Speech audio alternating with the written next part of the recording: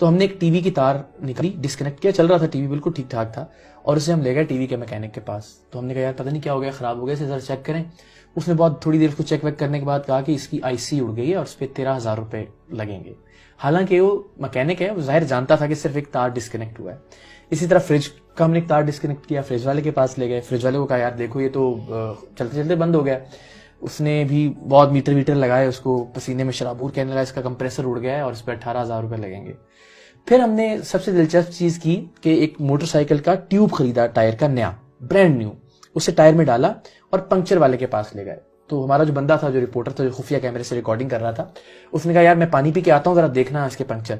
تو جب وہ واپس آیا اس نے کہا جی اس میں 2 پنکچر تھے, میں نے لگا دیے 20 روپے, جو بھی اس نے پیسے لیے اپنے. تو جب میں اس بندے کے پاس گیا واپس, پنکچر والے کے پاس, سب کے پاس گیا, میں پنکچر والے سے پوچھا, میں نے کہا اللہ کے بندے تم نے نئی ٹیوب تھی, پچھلی دکان سے خریدی ہے, یہ اس کی رسید ہے, اور اس لیے کہ بندہ سر پہ نہیں کھڑا تھا تم نے کہہ دیا اس میں 2 پنکچر تھے اور پیسے بھی لے لیے اس کے.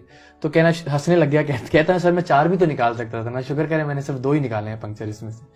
تو مجھے یہ لگتا ہے کہ جس کو جتنی کرپشن کا موقع مل رہا ہے, اب دیکھیں نا یہ پنکچر والا جو آج 20 روپے کی کرپشن کر رہا ہے, اگر یہ کل حکمران بن جائے گا تو کیا یہ 20 ارب کی کرپشن نہیں کرے گا؟ ہم شور کرے گا, اس لیے اس کو موقع ہی 20 روپے کا کرپشن کرنے کا مل رہا ہے. جو ٹی وی والا 13,000 روپے کی کرپشن کر رہا ہے, وہ 13,000 ارب کی کرپشن کرے گا.